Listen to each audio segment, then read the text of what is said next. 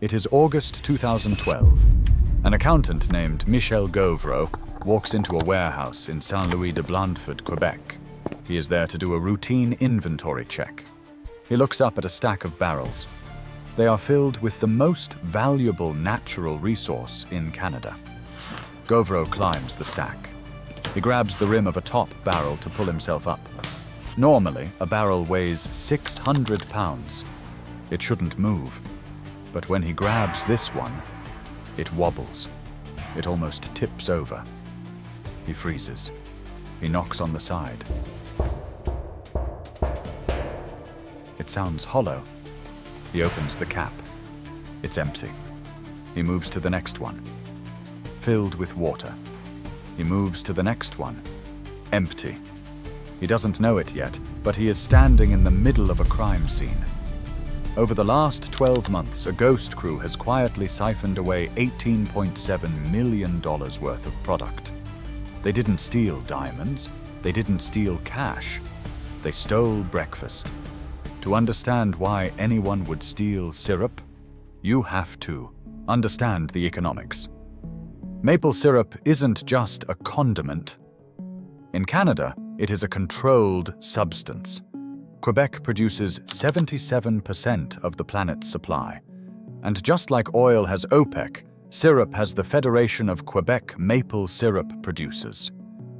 They are a legal cartel. They set the price. They set the quotas. If you are a farmer, you have to sell to them.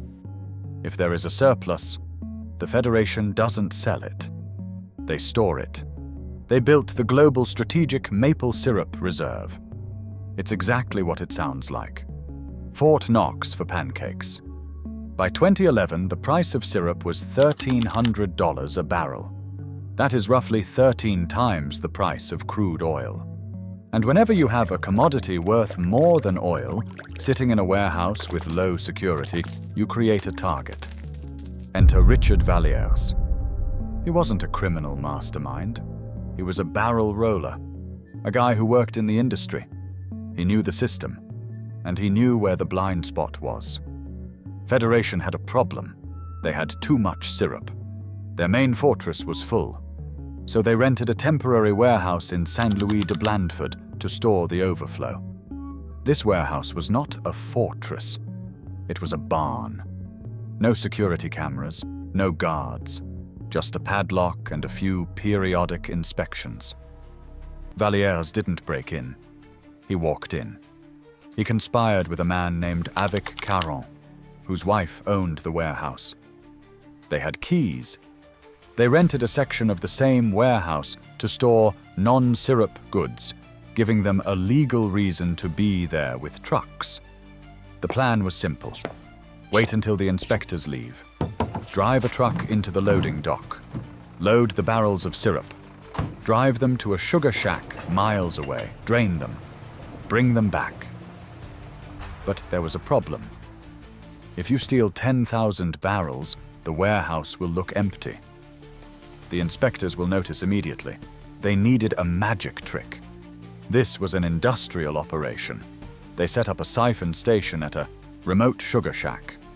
They took the Federation's barrels, marked with serial numbers, and drained the syrup into their own black market barrels. At first, they refilled the original barrels with water. Why? Because if an inspector tried to lift one, it would still feel heavy. They pumped water from a nearby creek into the barrels. But water behaves differently than syrup.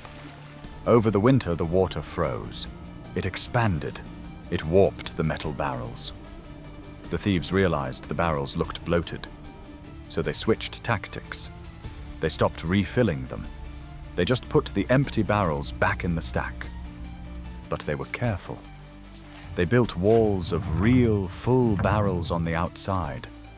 They hid the empty ones deep in the center, where no inspector could see them without climbing. They did this for 12 months. Truck in, siphon, truck out. They processed 9,571 barrels. That's 6 million pounds of syrup. Stealing the syrup is the easy part. Selling it is hard. You can't just walk into a supermarket with 6 million pounds of maple syrup. So Vallières built a legitimate-looking supply chain. He became a wholesaler. He sold the stolen syrup to legitimate packers in New Brunswick and Vermont. The buyers didn't ask too many questions about why the price was so good. The syrup was bottled, labeled, and sold to grocery stores. If you bought maple syrup in the United States in 2012, there is a statistical chance you ate the evidence. They made $18 million. Cash.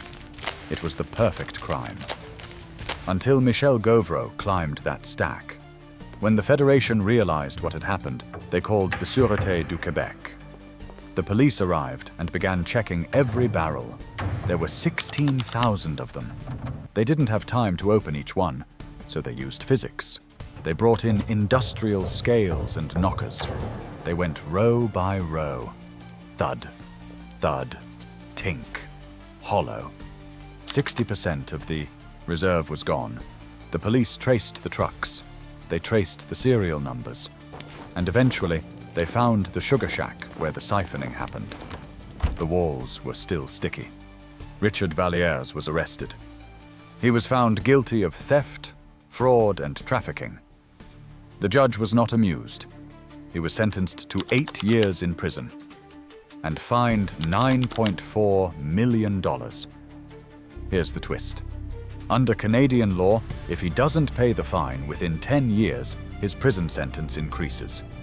He effectively has to pay back the syrup he stole, or rot in jail. We think of organized crime as guns and drugs, but the maple syrup heist proved something else. If you manipulate a market enough, if you create a cartel and artificially inflate the price, criminals will find a way in. It remains the most valuable heist in Canadian history, and it was done with a hose and a rental truck.